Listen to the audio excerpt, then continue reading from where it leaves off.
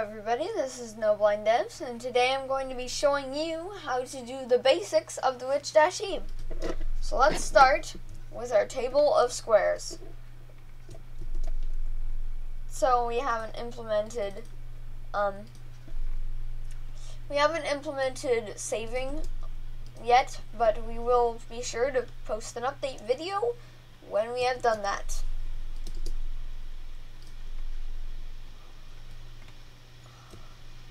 So I'm just going to copy and paste all these things. And then I'm going to start. By the way, you can visit this emulator at emulator.witch-e.org.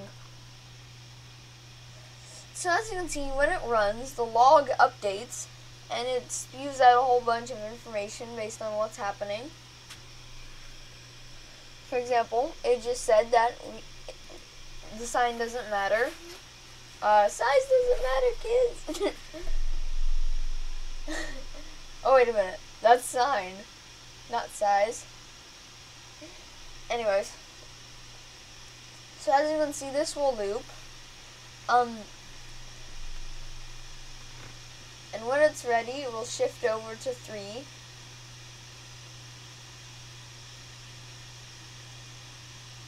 So as you can see, it'll just go. So over here is the log. The log shows every single command you've done and also some debug information like this sign skip. It basically says that we don't care about the sign, just do it anyways.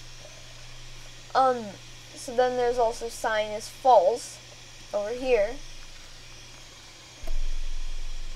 So as you can see, it'll just go along and print a whole bunch of information.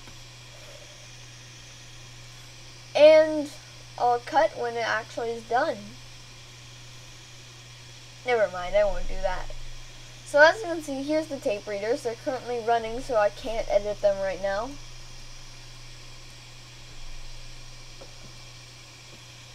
And will you look at that? It actually has the same selection selected when it's still looping.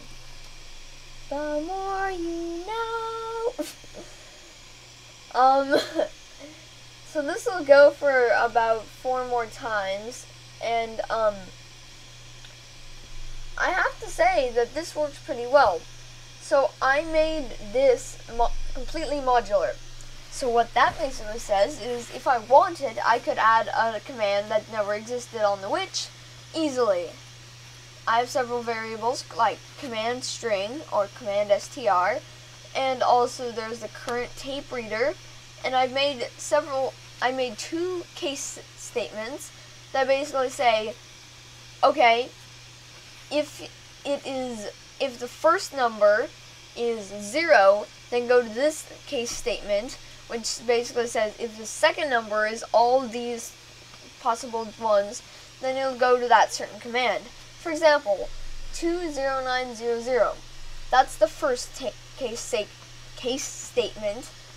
And it'll basically go over and say, okay, I want to execute command 2 or 1. Then it'll determine if it was 2 or 1. And it'll execute the code involved. We are working on trying to make this as close to the Witch as possible. So you will find us doing that.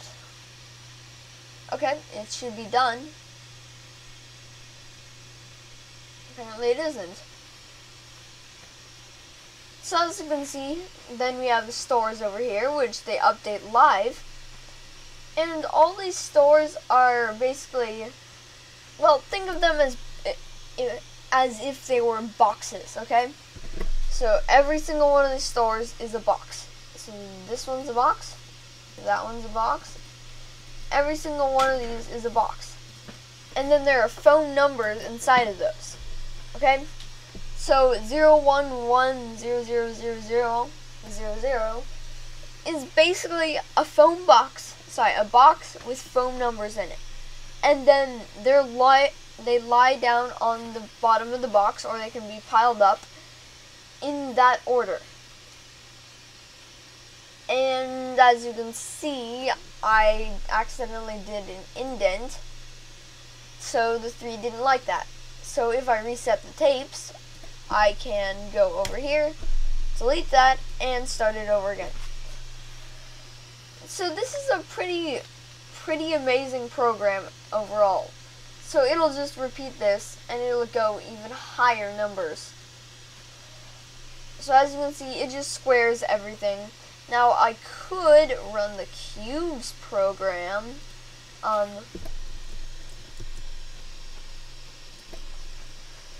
And if I run the cubes program, then it should work.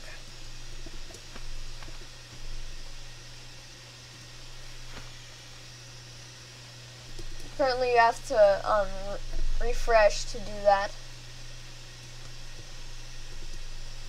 Copy that, paste loop, and we'll start. So where was I? Yes.